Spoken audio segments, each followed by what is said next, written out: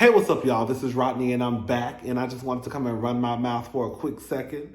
And then something wrong with my head, y'all. Like, my head been hurting all day long. I took 2 Tylenol earlier. I think it's these glasses. Because I rarely wear them. And when I do, it's usually because I take my contacts out. I'm not going to lie. I sleep in my contacts. Some people say you shouldn't do that. My optometrist says that he doesn't recommend it, even though they do have contacts for people if you sleep or fall asleep in your contacts, right? But I sleep in my contacts. And so whenever I take my contacts out, sometimes I'm lazy to put a new pair in. And so I just throw these glasses on. But my head has been hurting ever since I put these glasses on. I think it's these glasses. So I think I'm about to take them off and take 2 more Tylenol. Because I took 2 Tylenol earlier. I'm about to take 2 more and put my contacts back on. Girl, I done had these glasses. It's so embarrassing to say, but I'll go ahead and say it. I've had these glasses since 2005, 6. I had these glasses a long time. Child. Anyways, all right. Let's go ahead and talk about some people. This is kind of some old tea, but we're going to talk about it anyways. This is about Quavo. This is according to the Neighborhood Talk. Limo driver sues Quavo after alleging that rapper and his crew beat him up and left him disfigured. So it looks like one of the Migos is being accused of beating someone up again. According to TMZ, a limo driver claims he was hired to take the Migos and their group from a local club to the Virgin Hotel in Vegas. But he says things went south when the passengers started yelling at him about leaving behind a member of their party. He says while trying to reason with them, he was told to shut the F up, and then someone threw a bottle at him. Per the report, the driver claims it escalated as many as 5 of the passengers attacking him unprovoked, repeatedly punching and kicking him, leaving him riddled with injuries. He says hotel staff witnessed the beatdown but ran inside to protect themselves. Girl, that is not funny. Baby girl, can you imagine? Baby, the girl saw the girl swinging, honey. They took off running into the hotel. He is suing for physical and mental pain and even disfigurement.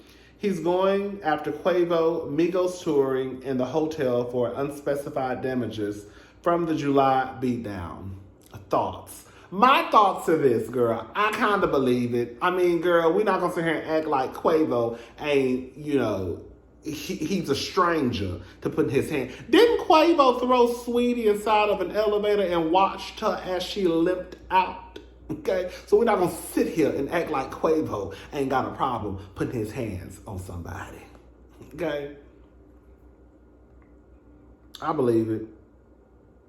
If this is true, I hope he get whatever he asking for. Y'all can keep y'all hands up off of people, right? It's one thing if you're defending yourself, because someone has attacked you, or you feel as though, someone's about to attack you, or in some cases, girl, if a white person call you the N-word, that's something different, okay? Yeah, okay? But that's something different. But girl, for y'all just to be out here fighting somebody because your homeboy got left at the club, like, y'all, do you know how dumb that sounds? Like, do you know how dumb it sounds for you to fight someone because a member of your party was left behind at a club or wherever y'all was at? Like, that's what this really comes down to. I want people to start to take a step back and say, are we really about to fight because our homeboy got left?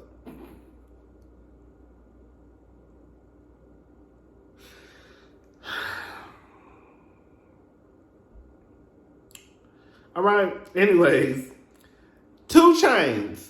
2 Chainz Atlanta restaurants facing serious allegations, including not paying employees, having a rat problem, and abuse from managers. So 2 Chainz, this is according to the Jasmine brand. Again, I think this was reported like last week. Oh, actually December the 29th, I believe.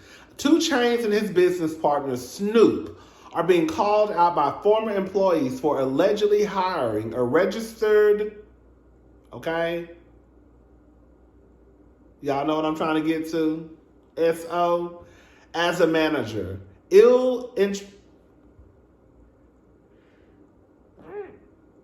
Excuse me. Thank you.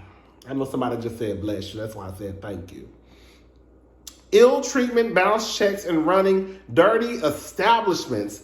Escobar Restaurant and Tapas is a popular destination for people looking for a fun place to eat in Atlanta. The establishment opened its doors 5 years ago and is owned by rapper 2 Chainz, real name Taheed Epps, and entrepreneur Snoop, real name Michael Dillard. Recently, a couple of former employees from Escobar have come forward to call the lounge out for multiple serious allegations. Yesterday, December the 29th, a woman named Shalise shared via her Instagram page that the general manager from Escobar, Lawrence Robinson, allegedly shot at her while she was leaving work. She uploaded multiple videos to her IG page of the aftermath of the alleged incident. She also uploaded video footage of what appears to be rats in Crave restaurant. Baby, if you got rats, you got roaches, and your bathroom is dirty, shut it down, okay? I think it all go together. If you got rats, you got roaches, and girl, your bathroom is dirty, okay? And the employees probably don't even wash their hands, which is another establishment that 2 Chainz and Snoop are seemingly tied to. Another person who formerly worked for 2 Chainz and his business partner, Snoop, also shared their own claims against the restaurant owners. According to the woman, another manager named Amos Charles Wallace, who was reportedly hired to run 2 Chainz restaurant, is a registered, what I said earlier. The woman also accused Snoop of not paying her for work she did at the popular bar. Ooh. Y'all gonna have to get it together. I think one thing people need to realize, baby, is when your name is on the marquee, when your name is on the menu, the door, when you are the owner, right? Because no one's gonna say Escobar, was it Tapas and Lounge, whatever it's called. They're gonna say 2 Chainz Restaurant. It's kind of like Travis Scott, right? I know some people are torn down the middle about the Travis Scott situation. I think that when you look at Travis Scott and the things that usually happen at a Travis Scott concert, while I do understand that he probably did not see what was going on from the stage, Travis Scott, your name is on the marquee, baby. So unfortunately, everything your name is attached to it. It's just like, kind of like for me, if a person gets into a car and they left a bar and they're filthy drunk, there's a chance that the bar can get blamed, and also the person who kept serving that person drinks. It's called accountability. Okay? So all I'm saying is, girl, people, you just gotta be careful, girl. You know, if you know that your name is attached to something, you should try to make sure that everything runs smoothly. I understand that's why you hire people, right? That's why you hire people, because 2 Chainz probably just, probably don't even know nothing about the restaurant business. He probably just said, okay, let me open up a restaurant. My name is 2 Chainz, right? The people gonna, oh, let's go to 2 Chainz restaurant. You know what I'm saying? It's kind of like candy. Anytime something happens at OLG, whose name is splattered all over the goddamn blogs? Candy Burgers. It just works that way, sorry. Anyways, let's talk about, now listen, I don't know nothing about these people, and I'm not even going to spend too much time on them because I'm just not. I think I talked about I know I did. We talked about DJ Academics a couple of weeks ago. I don't know if this is the same podcast, and I honestly don't even care. There's a podcast called Fresh and Fit. It's a bunch of, I'm not going to say all of them black, okay? There are some black men and people of color. There we go. They clearly are anti-woman, anti-black woman, just some complete pigs and weirdos. To me, when I think about these type of men who gain this popularity from, having their podcast, I always think, once upon a time not long ago, y'all was the niggas who didn't get no pussy. Y'all were the ones who were rejected time and time and time again. And now you feel like you have this sense of importance and this sense of power because now people are finally listening to you, right? And so now you have this issue, right? Because the black girls who probably turned you down in high school and in college, now you have a problem with the entire black woman, like it's really weird. And then, they use the famous line, "My mama is black." Your mama ought to be embarrassed. And your grandmama and your nieces, quiet as it's kept, your brother should be too, but your brothers probably think just like you, okay? Asian Doll was on the podcast. Some things went left. Again, I don't even want to just talk about them because I just feel like, Joe Budden came out and he said something. And this is what I want to read. This is what Joe Budden had to say. "I don't normally do the repost another pod thing because one, I just don't, and two, some stuff just doesn't deserve to be highlighted. But today I'll make an exception. I don't know these two dudes, but they don't get to do this. Too ignorant, inexperienced, insecure, fragile, and weak for this stale gimmick to not be seen through. Black women are everything, especially beautiful. Every kind of beautiful too. So I hear this. From them, LOL is laughable, but it's not." Now, I don't know. I don't keep up with Joe Budden like that, but I don't know if this is right message, wrong message. Right message, wrong messenger. I don't know, but I'm just going to read what Joe said, okay? "It's not y'all don't date black women, fam. Black women don't date y'all. I can tell. So you harbor this hate and base opinions off as if you've been outside long enough to even know yourself. And y'all are angry about it, just not angry enough to not use them." Now, this is where I was like, I know that's right, Joe. These idiots know most podcasts can't get off the ground or gain any traction without love or hate from black women. Both act as fuel. This is nothing more than a cheap, tasteless heave as a payday. These words don't match the actions. If you hate them, do it without them. Skip the topic. Don't have them as guests. You clearly don't know how to host them. Don't cater convo towards them. Say no to every dollar, view, like, download, subscription generated directly or indirectly by them, then I'll believe you. This is just pure laziness, amongst other things. If you can't find a funny, creative way to be inclusive or discuss dating, then go back to the drawing board. I'll skip the lecture of self-hatred and just be glad they make it so easy to spot. And lastly, yes, we love Shaniqua and Buquisha. Lacana is a personal favorite. I see why they hate some of you niggas having microphones.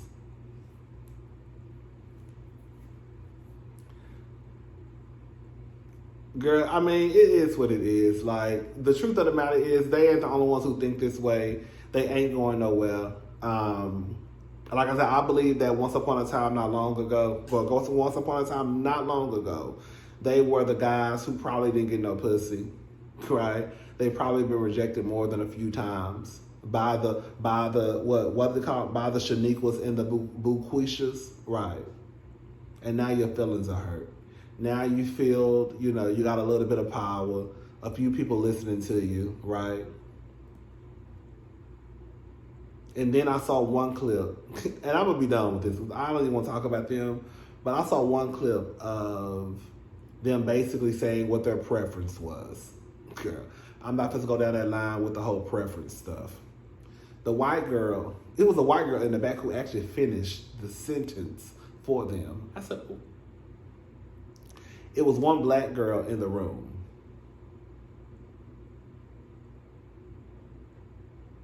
White women are preferences. They're going to treat you like shit too. They're going to dog you out. they're going to treat you like shit. They're going to hype you up, right? They're going to put the black girls down to hype you up. But they're going to drag your ass too. You ain't know? You better look around.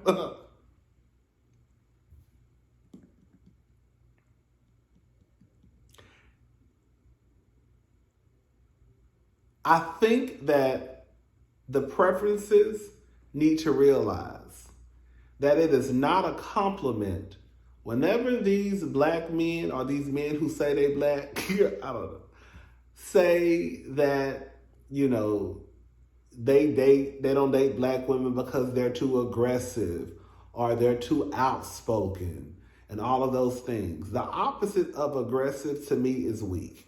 Okay? The opposite of outspoken is, girl, not having an opinion, right? They're basically saying that you are a doormat. And y'all take that as a compliment. They're calling you a weak bitch who I can push over. Preferences, that's what they're saying. So please don't take it as though, oh, they're giving me this compliment, or they're saying that you girls are too strong. They're saying you weak, bitch. Okay? That's what they're saying, girl. If they don't, I tell you, girl, that's what they're saying. Girl, woman to woman.